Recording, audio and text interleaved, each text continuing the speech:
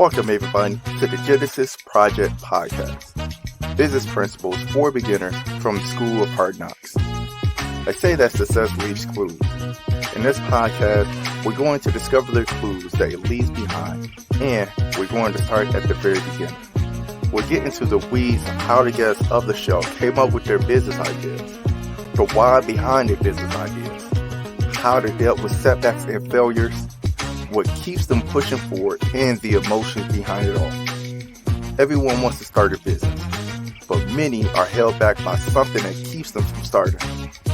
We'll learn what it takes to get to the next level of business and beyond, and we're learning together through different principles of people who graduated from the School of Hard Knocks. So, grab you a pen, some paper, and a highlighter to take notes, because class is in session.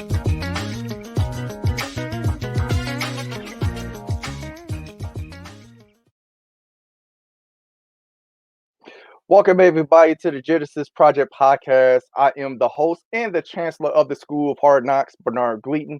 I want to welcome all you guys to this brand new show, to this brand new episode, and I'm hoping that you guys will actually learn a lot.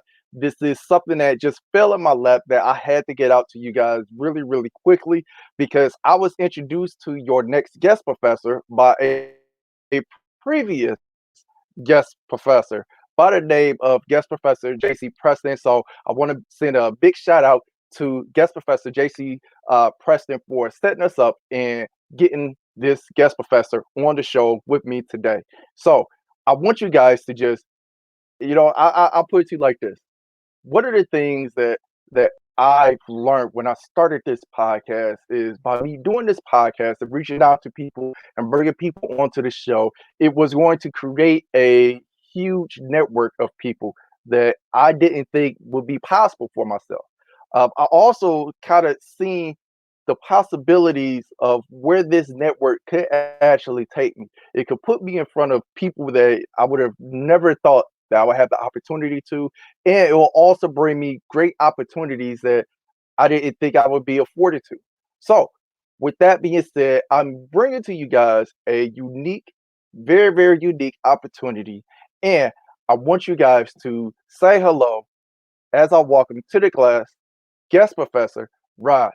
So, say what's up to the class, professor. What's going on? Hey, glad to be here. Thank you for this opportunity, and you guys. Hey, life is about what you make it, my friends, and love the concept of the show. And I just got plugged in, but I love it already. So thank you, Bernard, for having me here. Absolutely, I appreciate you for even accepting the invite. And again, I want to send a huge shout out to guest professor JC Preston for actually introducing us and allowing us to talk and for me to figure out what you got going on. So I'm not going to lie. I think you already know. I'm pretty excited to have you on here. But before we go any further, I want the class to learn just a little bit about you. So real quick, I want you to go ahead and tell the class a quick bio on yourself. Yeah, absolutely. Well, I love the concept of your show, right? The School of Hard Knocks, and I kind of come from that myself. I didn't finish college. Right after I got out of high school, I had some rough things happen to me, and I kind of brushed a couple brushes with death, and that eventually led me to joining the military. So I joined the Army and became a paratrooper there. I was in the 82nd Airborne. Did that, got out, went to work, corporate world. I stuck that out and kind of went through that grind for 20-something years. And about 5 years ago, I got really, really sick.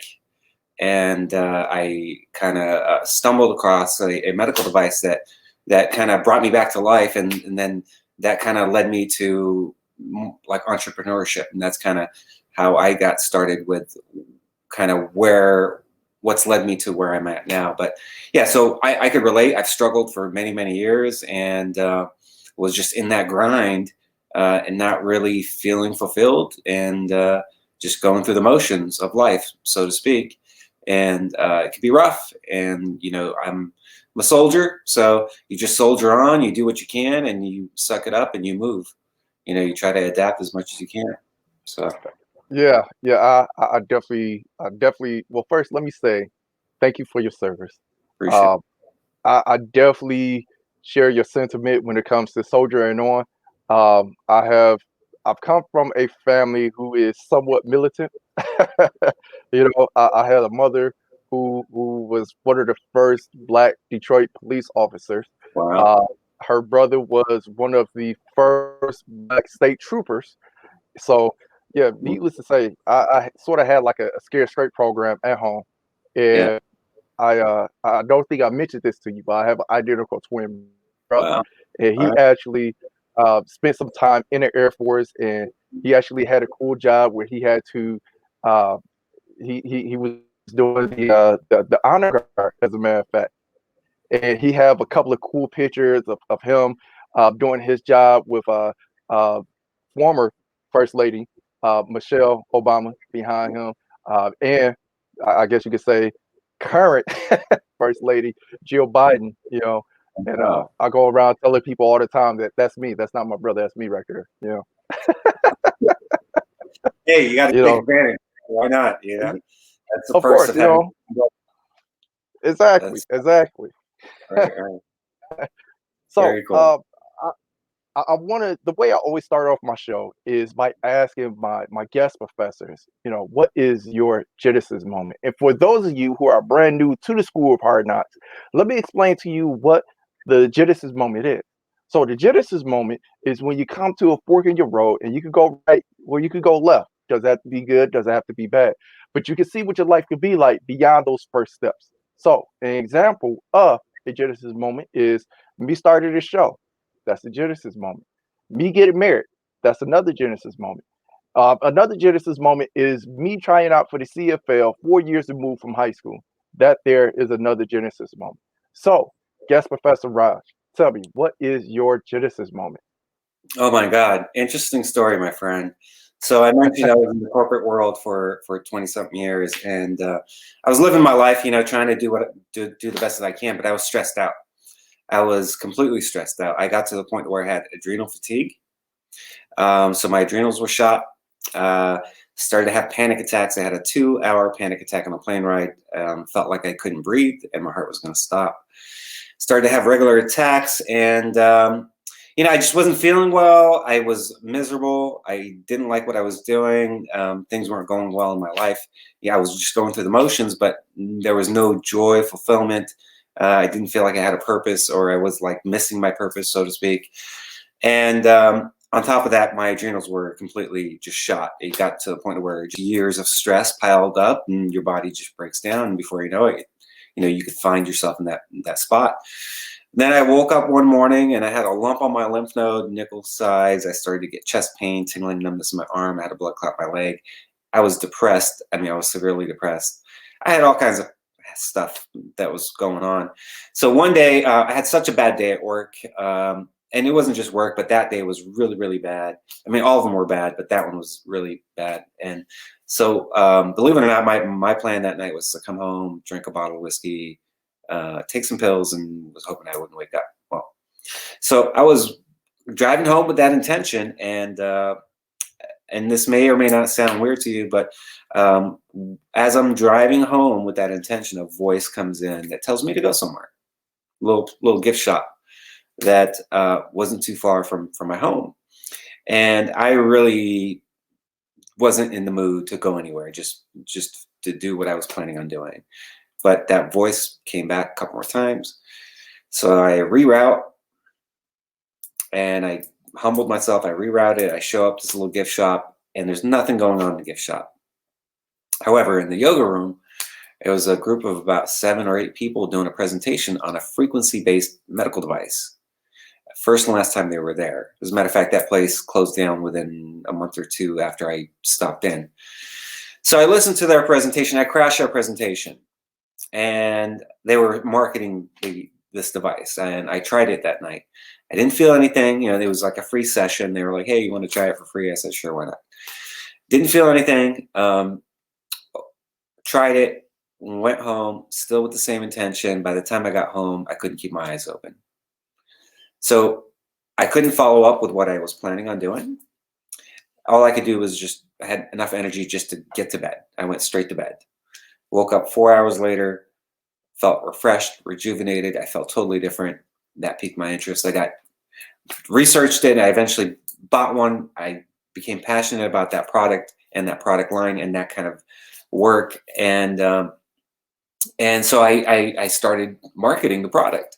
And then I eventually, about a year and a half in, I quit my job. I kind of, I hadn't replaced my income at that point, but it felt like, okay, here, it's either now or never. I either do this or that, and I can't have both. I can't have feet in both, on both ends, and I need to focus on this. So I quit my job and just went full time. That was in 2017, the summer of 2017, and I haven't looked back.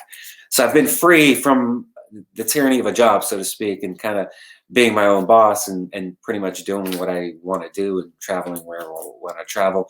But that led me one thing to another, and that opened up a lot of opportunities, just like you mentioned in your intro.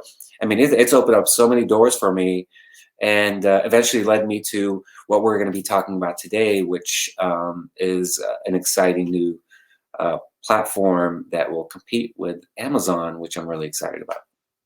Man, I, you know, I, as I'm listening to your Genesis moment, I was thinking like, man, this is really the definition of a Genesis moment. That's one hell of a Genesis moment, man.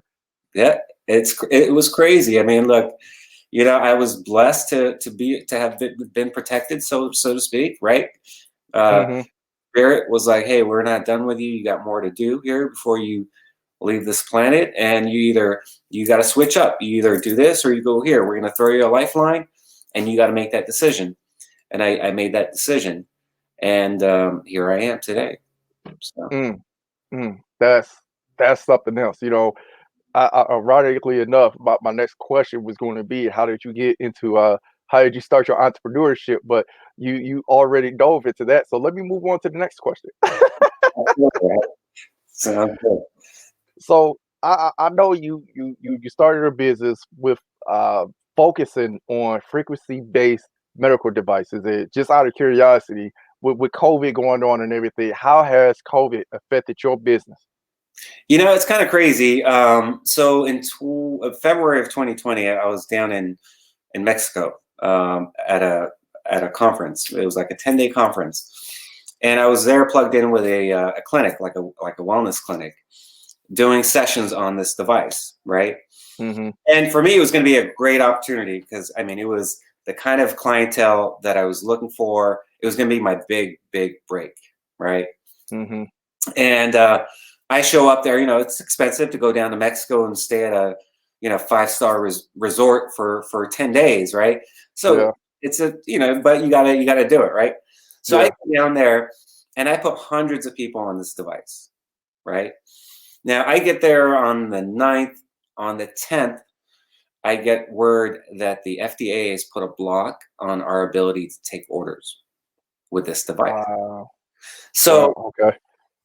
here I was, in Mexico. I spent a bunch of money to get there and be there, with the intention of selling this device to people, right? To offer Hmm. sessions.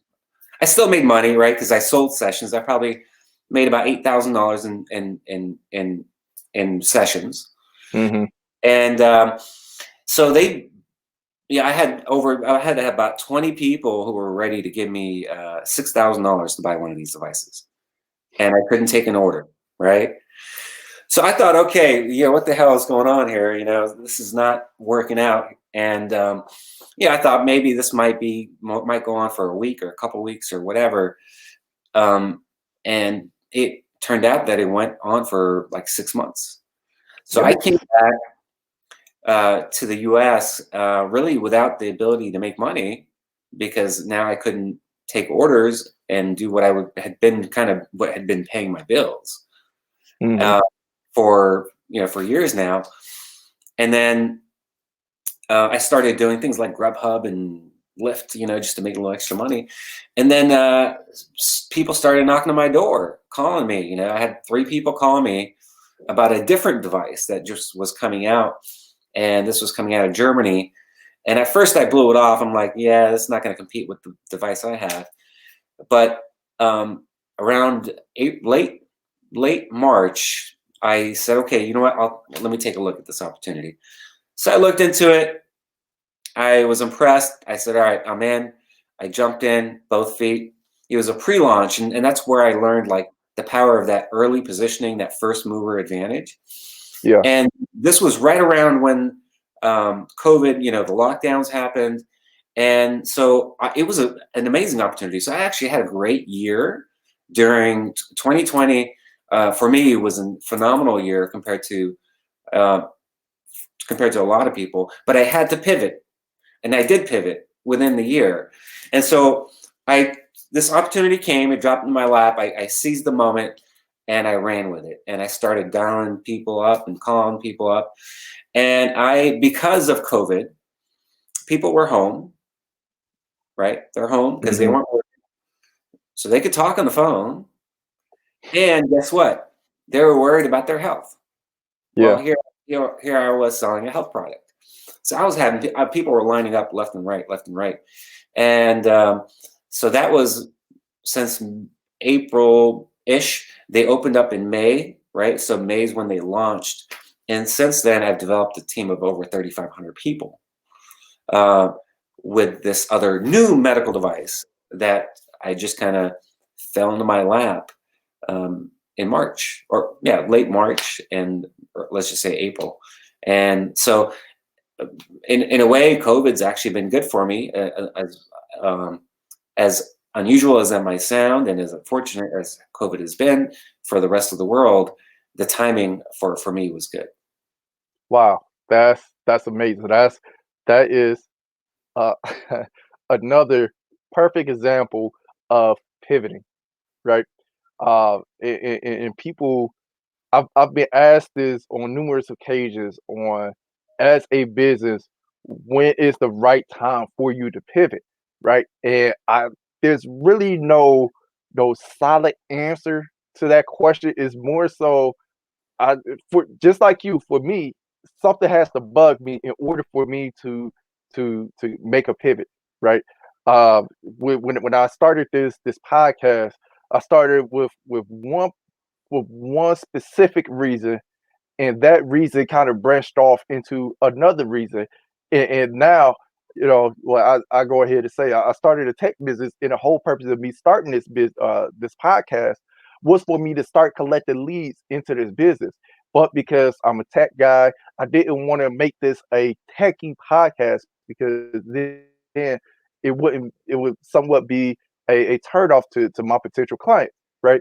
So I started this podcast for people who have businesses and things of that nature. I could show them how to use technology to leverage uh, in their business and things of that nature, right? But after maybe like the first couple of episodes I recorded, I forgot my whole purpose of starting this You, show. You know, you were having too much fun. yeah, I was having too much fun. I was learning a lot of stuff. I just, it was like, you know what? I'm just going to disband this tech company and just stick to this, and that was the reason why I had to pivot, or the reason why I chose to pivot, because I love having conversations with people and learning things that I wouldn't otherwise have. You know what I mean? And that again, that was my reason for pivoting. And you mentioned a textbook pivoting move, right? So to the class, just know when it comes to pivoting, if you have that question on whether or not you should pivot, uh, take what I just said, take what guest Professor Raj just said. It has to be something that sticks with you. Is not just going to go away easy. It will more than likely bug you and probably stalk you. You know what I'm saying? Until you look at it with a serious eye. And I think a lot of people will fail to look at things with a serious eye. You know, but uh, I appreciate you for being completely transparent and open with that answer. Yeah, absolutely. You know what? For me, I mean, it's a gut feel, right? We all have that gut feel, and we got to trust it. And Yeah. I was resistant at first. I mean, I really was. But one thing I've learned, okay, especially with the previous company I was with, I'm still tied in with them, but like I'm not actively pursuing that business as much anymore. Is perseverance and moving and just taking action. And so like doing that, even when things weren't going well, right? Kind of still was opening up doors, but maybe not immediate doors. But it Right. was that, you got to keep moving. And then when that opportunity came, it was the gut feel. It was the gut feel that said, okay, there's something about this that I need to get involved with. And so, at first I just kind of I blew it off with my mind thinking, the logical side, right? Yeah. Yeah. And then it came back 3 times, right? So it kept Yeah. coming back, and then suddenly I was like, okay, maybe I need to listen, right? Yeah. And so Yeah. again, I humbled myself. So I said, okay, I'll take a look. I wasn't happy about it, right? But I said, okay, fine, I'll take a look. What do you got? Okay. And then I had that gut feel. That gut feel came to me. As a matter of fact, I remember when it happened. So I got approached by actually a lady I've done business with another opportunity, and you know, the next day I'm out delivering Grubhub. You know, and I get this gut feel in my head. All I could hear was get in, get in, get in, get in, get in, get in. So I called her. I said, Wow. "Hey, get me in, get me a spot." I hadn't even looked at it at that point. I was gonna look. I looked at it afterwards. I said, "Just get me a spot. I'll figure it out." And then once I was in, then I was like, "Okay, what is this exactly? Let me see how I want to engage." And Yeah. then I looked into it, and then that's when the light bulb went on, and I was like, it was really sink or swim at that point for me, anyway, right? Because I couldn't earn money with this other opportunity. It was on hold because of the FDA, right? And I couldn't collect unemployment, right? Because I'm self-employed. Right. And Illinois, they were like, super slow and not very efficient at doing any of that kind of stuff. Yeah. And so I was like, it was like, hey, you either do or die. I mean, and so I swam, Yeah. sink or Yeah. swim, my friend. And so I, Man, I think that's amazing because something you said in that as far as the gut feeling, being a former, well, just being an athlete in general, right? I think people don't typically understand that gut feeling that we as athletes get, right? You look at somebody like Peyton Manning, uh, future Hall of Fame quarterback, right? You hear him at the line, and you know he's changing the play, and he knows exactly what's going on and everything. And there's been numerous times with numerous athletes when you talk to, or rather when the reporters talk to them, they say, "Well, what was you doing in this situation?" Right? And the common answer is, "I had a gut feeling that this was going to happen, so I did this." Right? Yeah, what's that's the zone, right? They're in the zone, right? yeah, yeah, And what it is, I think, and that's an interesting thing because we are, I think we all have this ability, right? But I think it's when we're in alignment, right? When we're our mindset is so in tune.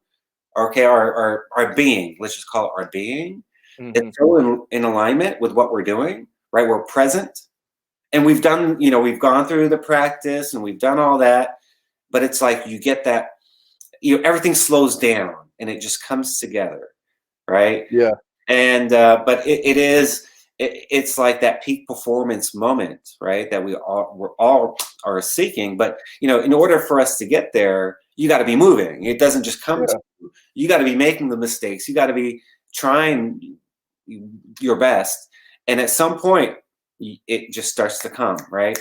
But if you're too afraid to move, you're not gonna get into the zone. So yeah, yeah. I think that's perfect.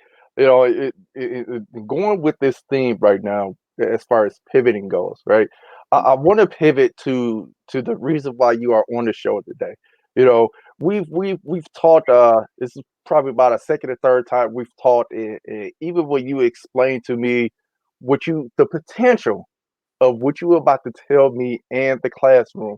I think it's amazing. I didn't get it until I really sat down and I thought about it after we talked the first time, right? And then we followed up again, and the more you talked about it, the more and more I kept seeing the huge opportunity here, right? And I think after we first talked, I called one of my buddies and said, "Hey, man, you remember what happened with Google, right?" He was like, "Yeah." I said, "Okay, well, listen, I don't think this is a Google opportunity, but this might just be a Tesla opportunity." Right, right. And my Absolutely. buddy was like, "Okay, well, say no more. What's the details?" So I'm I'm not going to give it all away. I'm just going to leave it to you for you to express or for you to explain what's going on. So I want you to know, or I want you to tell the class, what is the new social selling platform that you want to talk to us about today? Absolutely. So I'm working with a company currently that, first of all, it's a publicly traded company. They're already doing business. They have a traditional model, but they're working on a new model that they're going to incorporate into their existing model. And it's a publicly traded company. They're doing about 600 million in annual revenue, and they're looking at acquiring another company, so they'll be about a $1.2 billion company pretty soon. But what they're looking at creating, and actually we'll be launching probably in April, maybe May, but so that's kind of the timeline we're working with. But it's going to be a social selling platform akin to Amazon, so something like Amazon. But what it will do is it'll allow anyone and everyone to be able to monetize their social media following just by doing what Okay. they're already doing, Right, right? right. And so think of like an Amazon with an affiliate program on steroids. And how that would work, let's say you're in the market to buy something, okay? Let's say you're going to buy this item, a pen or whatever. It could be anything, right? Well, instead of going to Amazon, you go to this platform that's going to be free to share, free to use, free to earn from, and you buy that item that you were going to buy anyway. As soon as you buy that item, you get a shareable link that's been optimized for social media sharing. Now, you Hmm. share that with your social media. Now, let's say you have a friend who says, "Hey, that's an interesting product.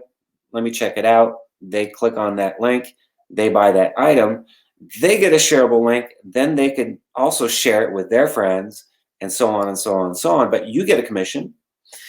And then when your friend shares his link and one of his friends buys, he gets commission and you get a commission.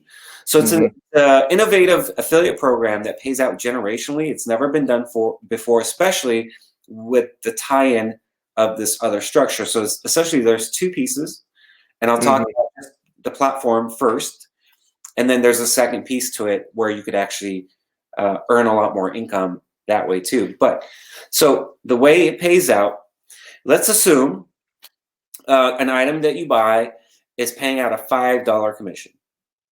That's, it's $5. It's not a big deal, right? Right, right. Now, when you buy that item, you get that link, you put it out on your social media. Your friend buys that item, you get 50% of that $5 commission, so 250. Hmm. Then when your friend shares it and their friend buys, they get 250 on that purchase. You get 125. So every time it's cut in half.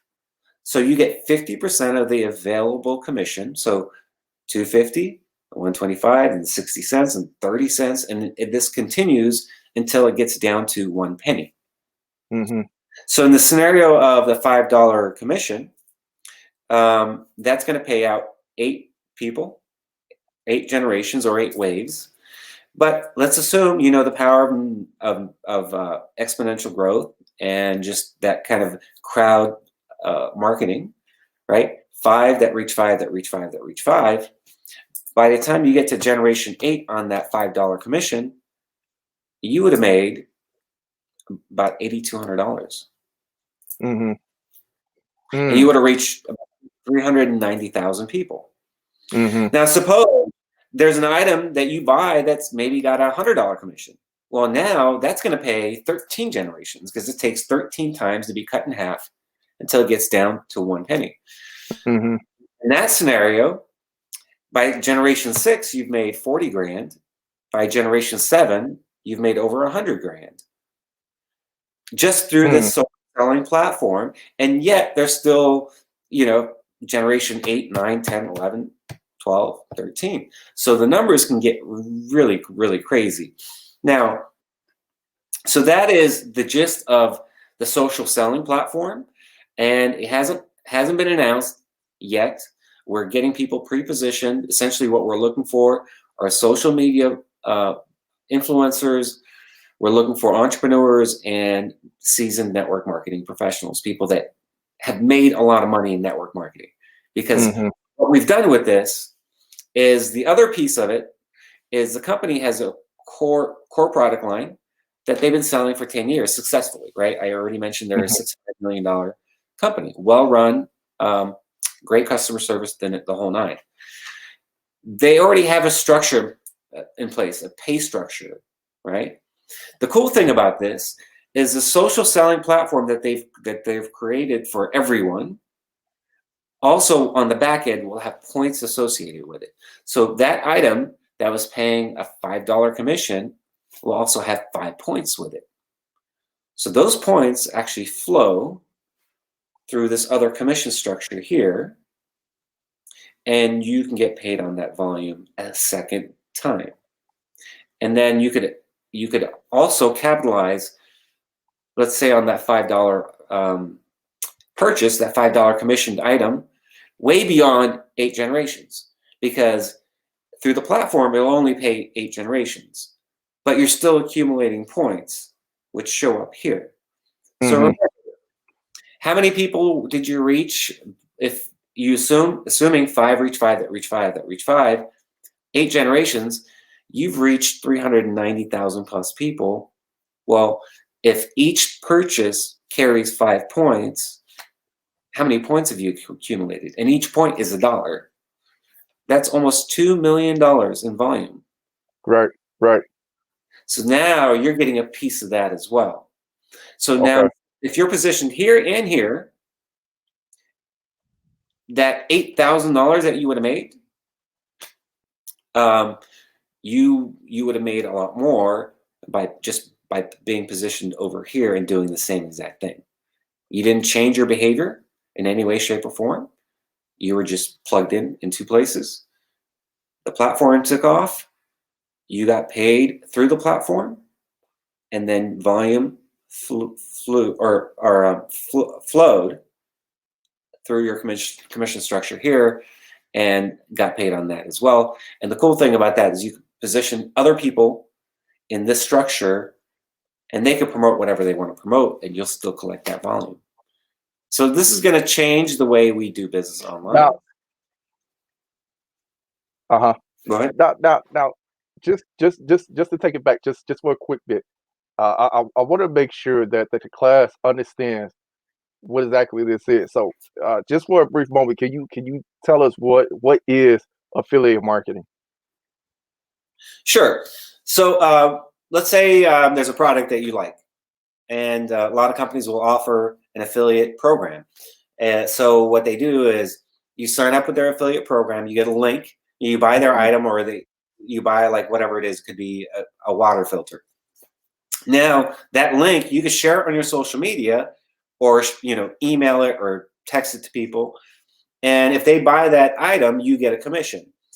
Generally speaking, traditionally, these affiliate programs pay 1 generation. If you have to actually make that you have to make that sale, so you're reaching those people directly.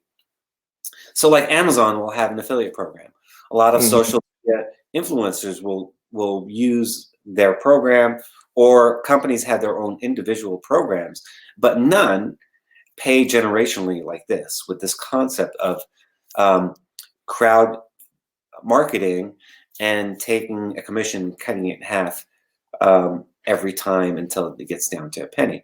So in order for you to typically make money in a traditional affiliate program, you have to make that sale.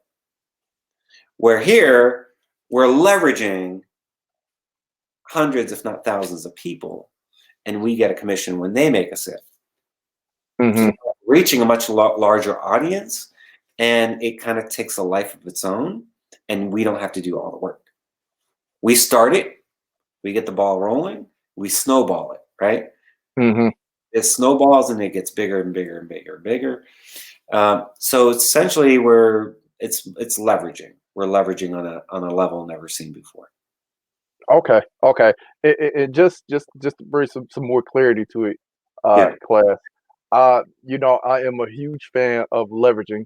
Uh, I've written a blog post recently on leveraging, being able to leverage your knowledge, being able to leverage, what's given in front of you and things of that nature. And again, of course, that has a lot to do with my sports background, but in the business world, it has helped me in my entrepreneur uh, journey. But uh, affiliate marketing, think about when you look at some of these YouTube videos, right?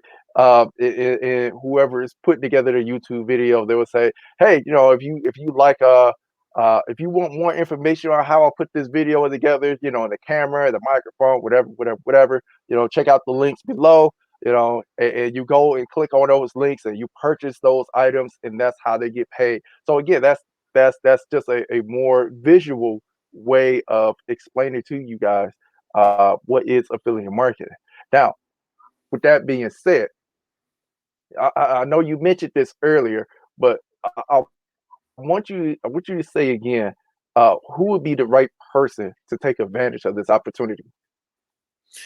Well, what I'm looking for personally are entrepreneurs, essentially social media influencers, people that have a large following on social Mhm. media, network marketing professionals, entrepreneurs. So even traditional entrepreneurs, anyone that has some influence, right? But also, the cool thing about this platform is if you have a product or service to sell, you could put your product on the platform for free. Mm, So it's available for anyone as long as you have what they call API integration, where you can get your IT department to talk to their IT department and have transactions flow. You could put your items or your product line on their menu, and now people can go there and buy it. Then you can mhm. have an affiliate program for your product line, even if you don't have one. It's almost like outsourcing a sales force of highly motivated, highly right, passionate promoters, Yeah, and it's free. You don't have to deal with all the headaches of creating a sales force. You do it just through this crowdsourcing or crowdfunding or crowd marketing concept. And so people, if you have a product to sell and a service even, those people would be ideal as well. But really, anyone who's really looking for an opportunity, I mean, this is we all know people, right? Um, yeah. you may not be a social media influencer, but I know people that are. And so I could get them plugged in over here in this other structure where they're always tied to me. And so whatever Mhm, they do benefits me. And then we're kind of a team. We're working together, right? mhm. They can do whatever they do. They promote whatever they want to promote. You know, I may promote something on social media and I get crickets. Okay. So I'm not relying just on the platform. I'm kind of leveraging both sides. Yeah. But the platform is going to give a lot of people opportunity, especially with what we're seeing today. With what's gone on with the job market and COVID, and lots of people have lost their income, Yeah. right? And Yeah. everyone's looking to go towards that online model. I mean, it was already going that way, but COVID really accelerated that process, and now people are getting it, and they're realizing that this is the way it's trending, and you either jump on the bandwagon or you just get left behind. Yeah. Yeah. I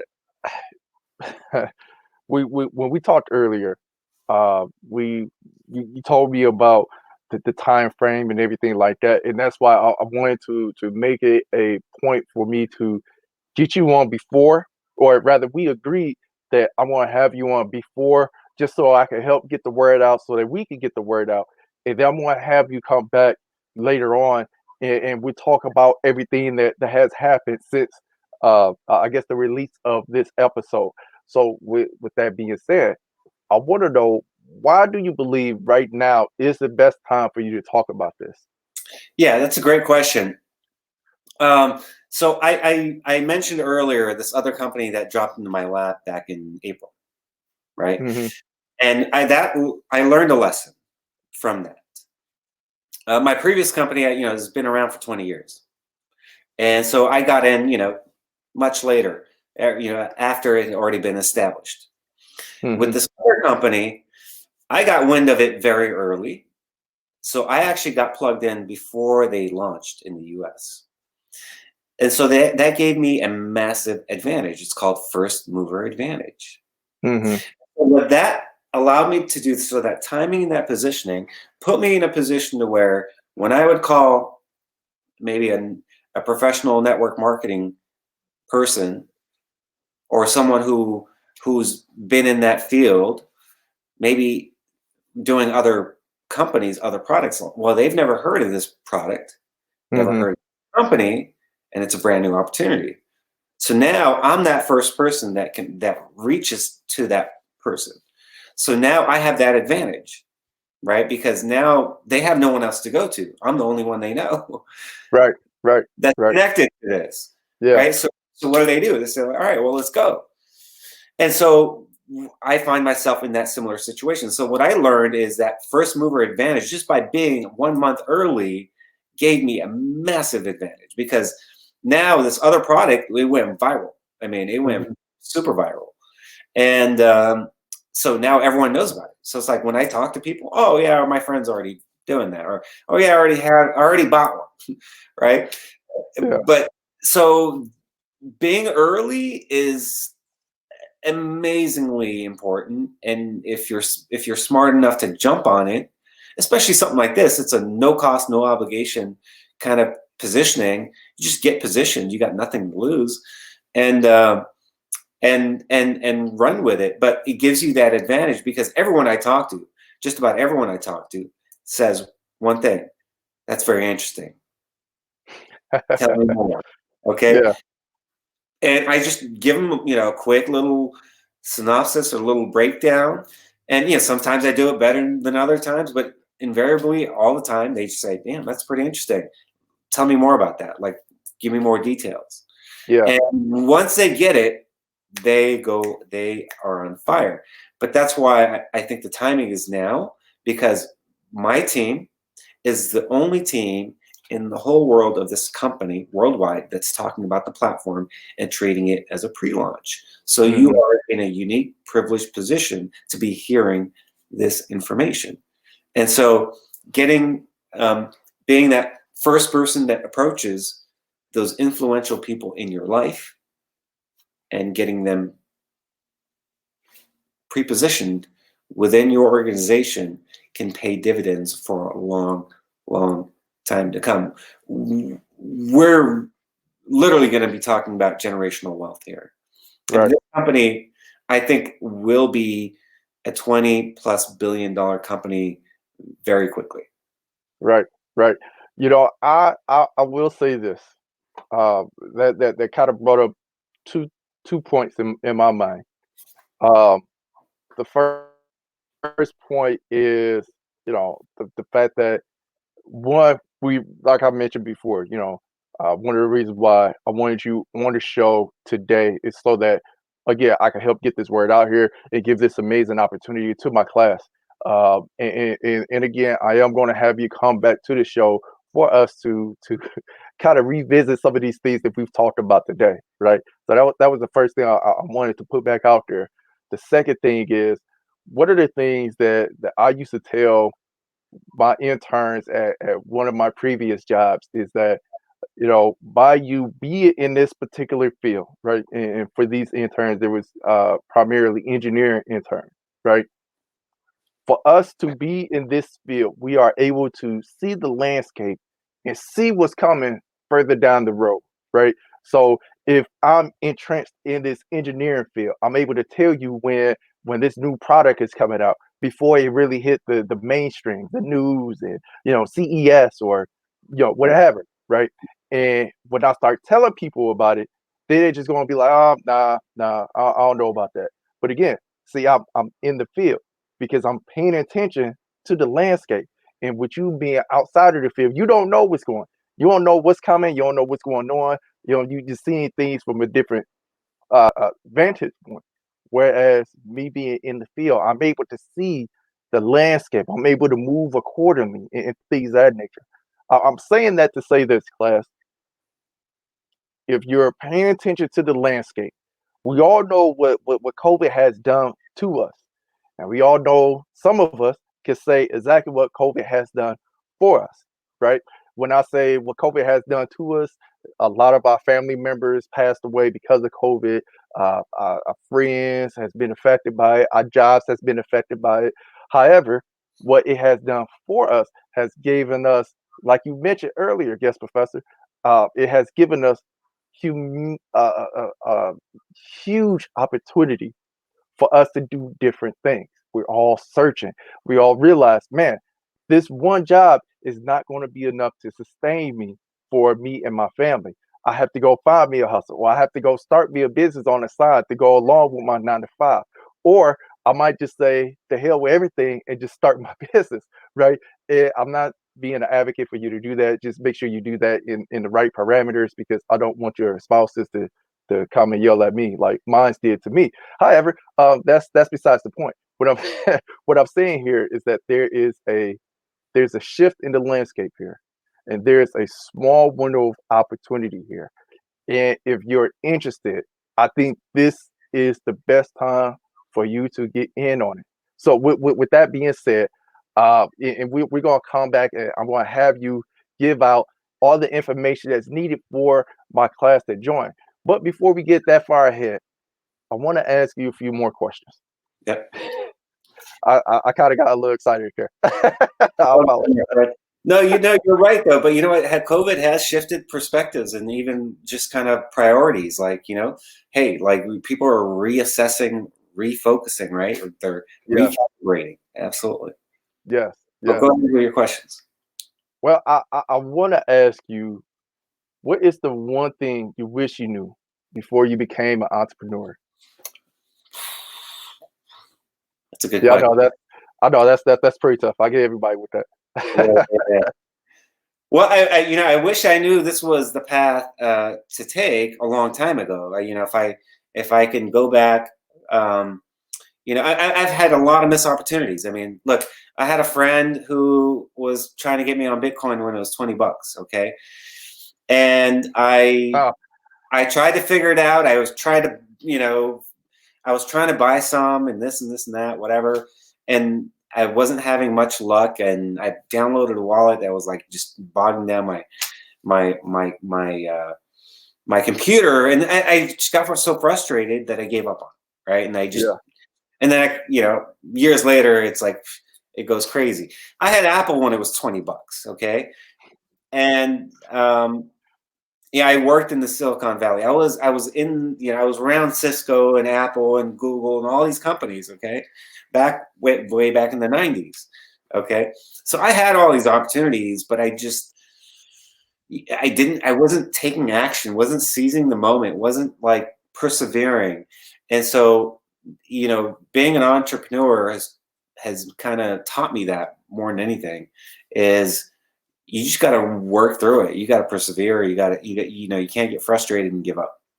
And so that's kind of, I wish that was more deeply ingrained, Hmm. especially when it came to opportunities, right? Hmm. Because I saw the opportunity, I got the concept, but I was majoring in the minors. Okay, I love that. I want you to expand on it. I get it, but I want you to expand on it for those in the classroom who probably didn't understand that phrase that you just mentioned.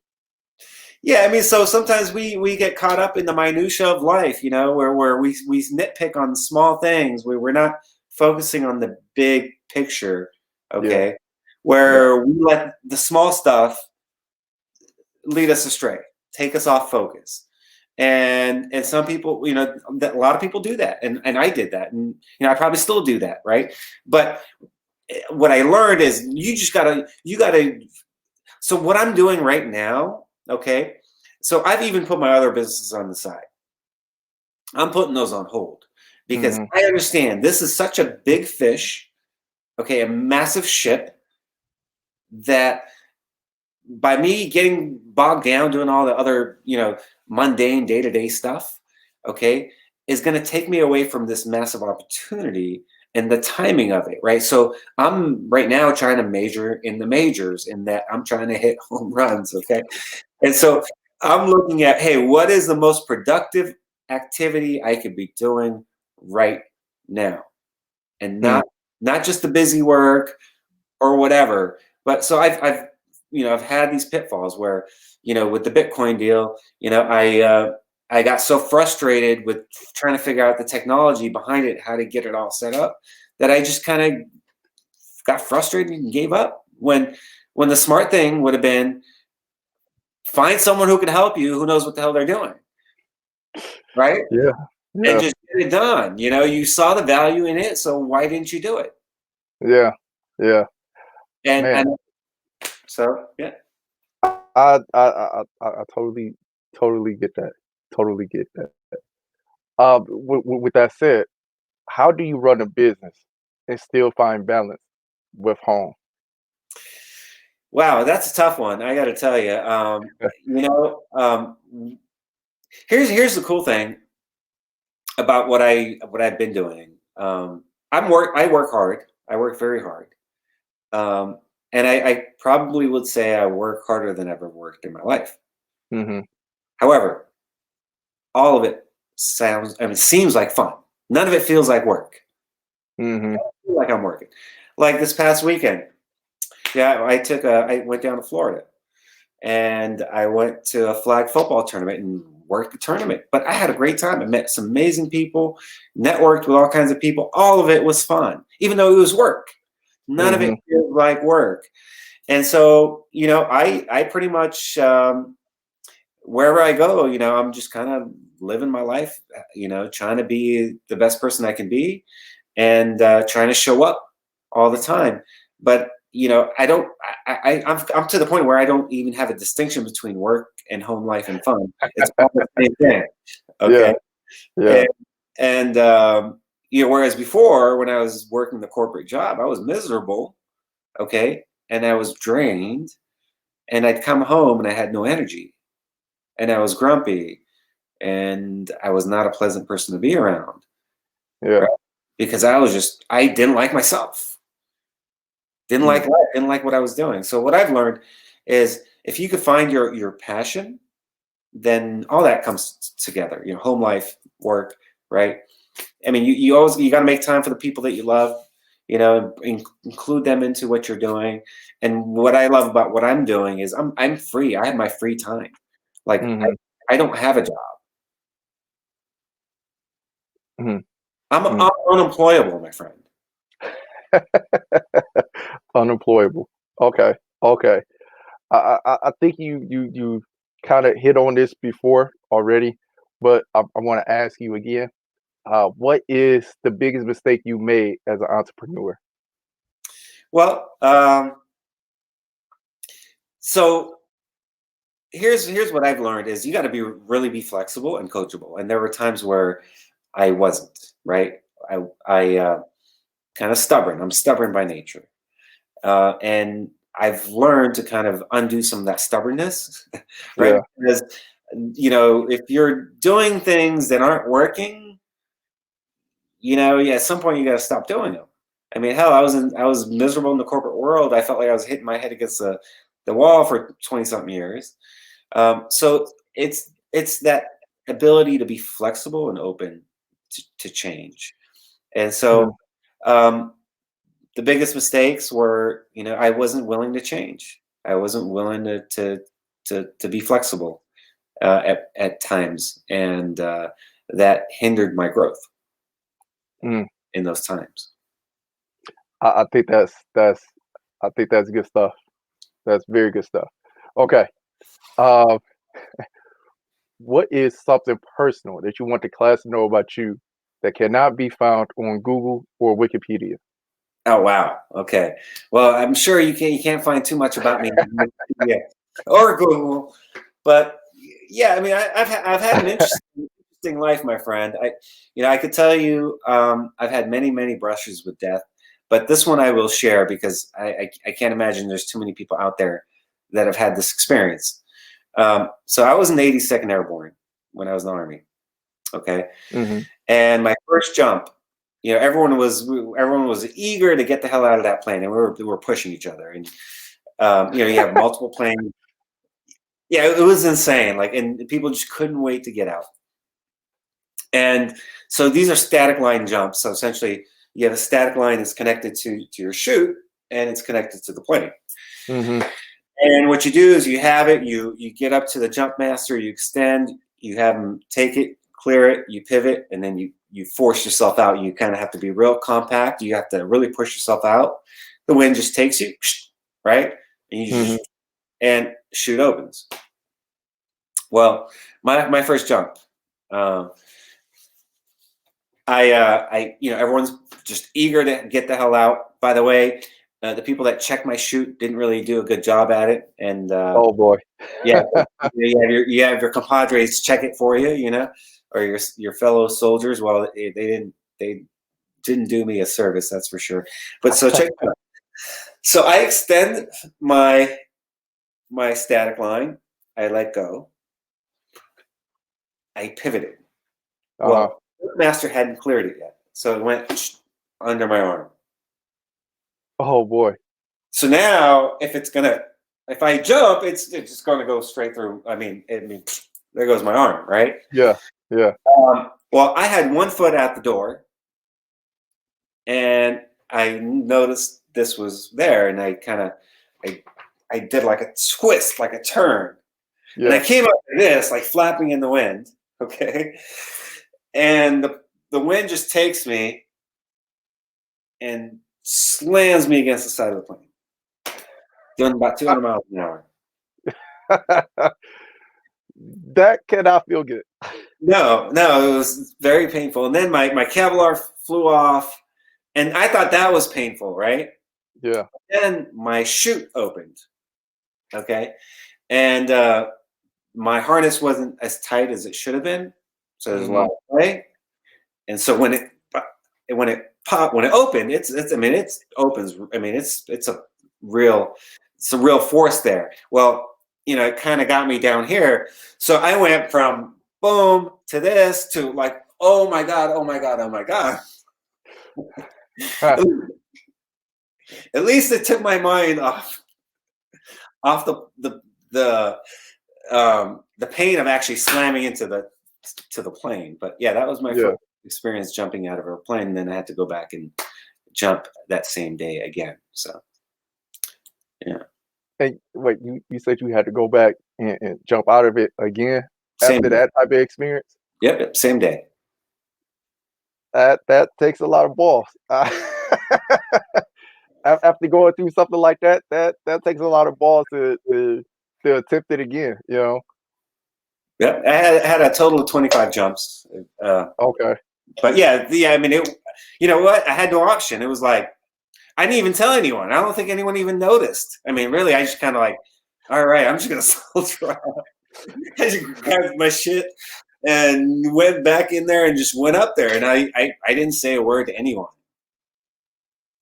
Wow. I gotta say that's the true definition of soldiering on. Right. But you know what? That taught me something too. So one thing jumping did teach me. I was scared every time I was up there, especially if there was a Mhm. long period of time between jumps. Mhm. Every time, I mean, I'm like, what the hell am I doing up here? This is crazy. Like, how did why did I sign up for this, right? Yeah, yeah. What I learned was action, that movement, just go into action dissipates that fear. Mm, mm. Man, I really wanna dive into that, but I know you got a hard stop time, so let me see if I can condense this. Um, I have this theory about fear. My theory about fear is that there's no way we can actually get over fear. We just have to deal with fear, right? In order for us to do what we choose to do, right?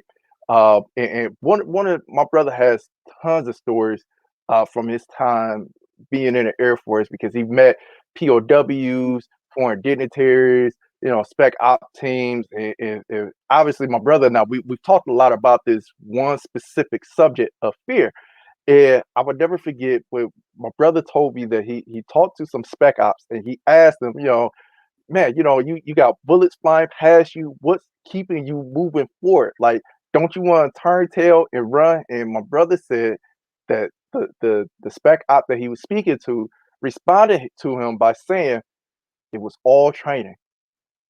Training allowed him to not play up this idea of fear. Of course, he was still afraid, but he was able to manage the fear and still get the job done, right? So I've been saying to my clients and everybody that I come around to, you know, yes, this is scary.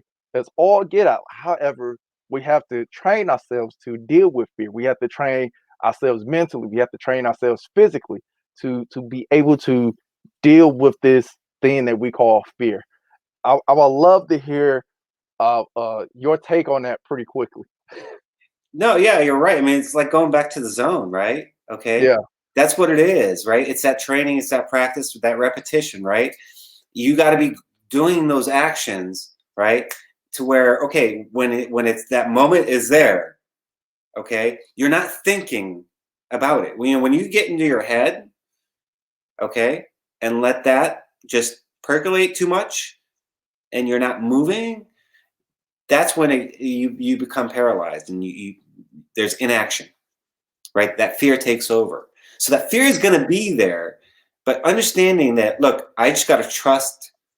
I got to trust. I got to trust my training, my, what I've been doing, what I've been taught, and just move. And so that's why you should always be in that action of moving forward, right? You should always be training.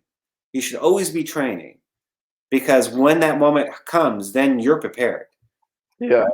And yeah, the fear is going to be there, right? It's human nature to have fear. I mean, most people, maybe some people don't, but most people have fear, and most fear is really unrealized fear, right? It's imaginary, but some of it is real, right? hmm And so we just you just got to move. You just can't be paralyzed by it because when you're paralyzed by it, you're dead. You're done.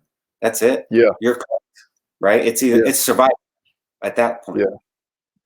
I think that is a awesome take on this. Uh, on the idea of fear and how to get beyond that.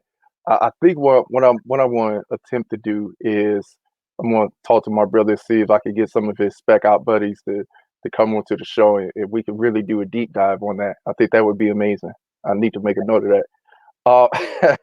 Absolutely. Again, I know you kind of pressed for time, so uh, I want you to tell us what is the one thing, the one takeaway that you want the class to leave with this lesson with. Yeah. You know what?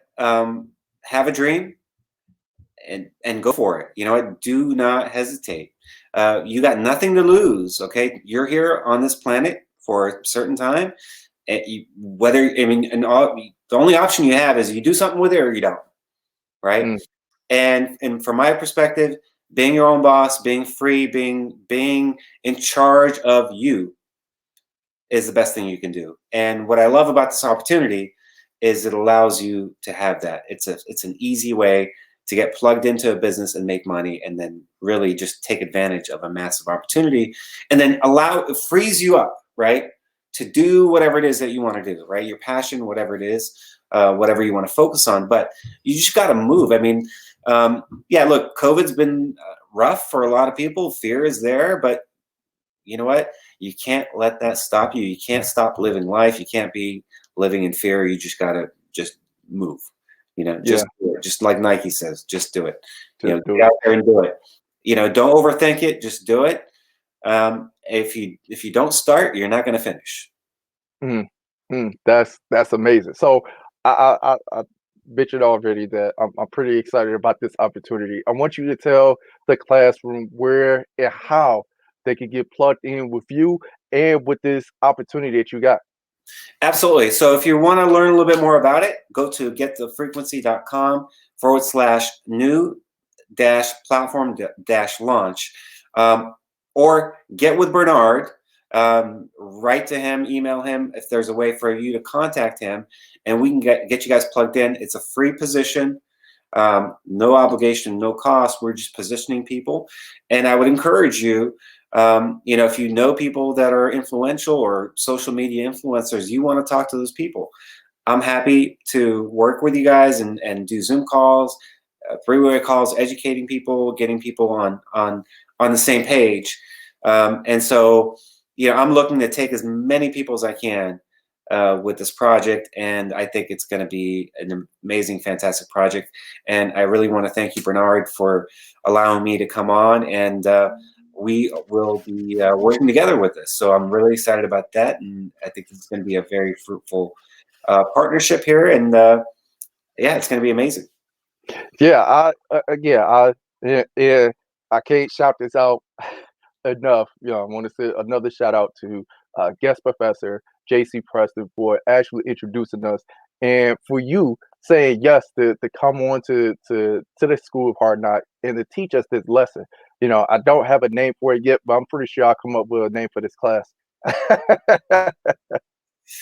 So we're launched to the moon. How's that? Uh, Or Sounds good to me. I think I'll throw something about the moon in there. all right. Yes, I appreciate you, guest Professor Raj. Man, I'm super excited. I'm really excited. Class, I hope you took lots of great notes. Like I've mentioned before, with you being in this unique position in the being an entrepreneur as a business owner, you're able to see the landscape and you're able to see what's coming over the horizon, and you have the leg up that a lot of people don't necessarily have, right? So I would say utilize this opportunity, go chase after it, and you always know what I say at this time. When it comes to us ending this episode, I want to say it with as much enthusiasm as I possibly can. And everything that you do, and everything that you chase after it with violent action. Class has concluded, and I will see you in the next one.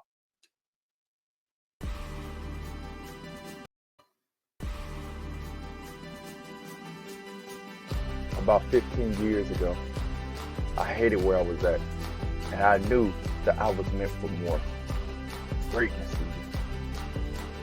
I wanted to start a business, and I asked my friends and family, how do I start a business?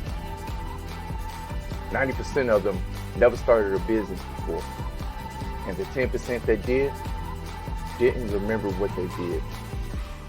So I went on and earned my bumps and bruises from the School of Hard Knocks.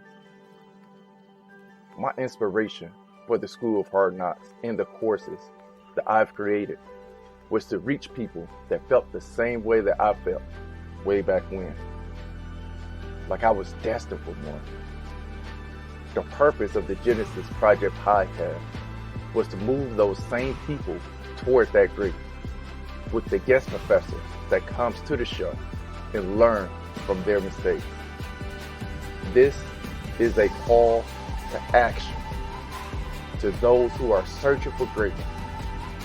Join the School of Hard Knocks by commenting, sharing, subscribing, and get this message out to those searching for greatness. Click on the links in the description to get more information. And everything you do, everything that you chase after it with violent action. I'll see you in the hallway.